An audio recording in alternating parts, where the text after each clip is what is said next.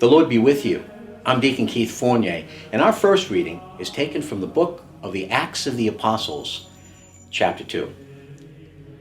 Then Peter stood up with the 11 and addressed them in a loud voice. Men of Judaea, and all you who live in Jerusalem, make no mistake about this, but listen carefully to what I say. Men of Israel, listen to what I am going to say. Jesus, the Nazarene, was a man commended to you by God, by the miracles and portents and signs that God worked through him when he was among you, as you know. This man, who was put into your power by the deliberate intention and foreknowledge of God, you took and had crucified and killed by men outside the law. But God raised him to life, freeing him from the pangs of Hades, for it was impossible for him to be held in its power. Since, as David says of him, I kept the Lord before my sight always, for with him at my right hand, nothing can shake me.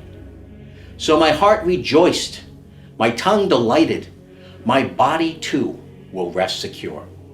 For you will not abandon me to Hades, or allow your Holy One to see corruption. You have taught me the way of life. You will fill me with joy in your presence. Brothers, no one can deny that the patriarch David himself is dead and buried. His tomb is still with us. But since he was a prophet and knew that God had sworn him an oath to make one of his descendants succeed him on the throne, he spoke with foreknowledge about the resurrection of the Christ. He is the one who was not abandoned to Hades, and whose body did not see corruption. God raised this man Jesus to life, and of that we are all witnesses. And our responsorial psalm is taken from Psalm 16. Protect me, O God. In you is my refuge. To Yahweh I say, you are my Lord. My happiness is in none. My birthright, my cup is Yahweh. You alone. You hold my lot secure. I bless Yahweh, who is my counselor. Even at night my heart instructs me. I keep Yahweh before me always. For with him at my right hand, nothing can shake me. So my heart rejoices, my soul delights. My body too will rest secure. For you will not abandon me to Sheol. You cannot allow your faithful servant to see the abyss.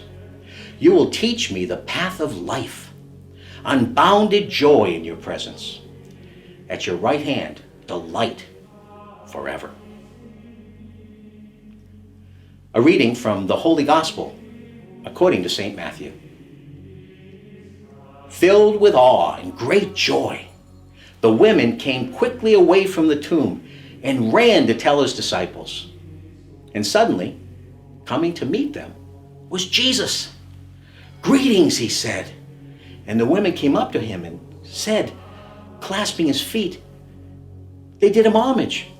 Then Jesus said to them, do not be afraid. Go and tell my brothers that they must leave for Galilee. There they will see me. Now while they were on their way, some of the guards went off into the city to tell the chief priest all that had happened.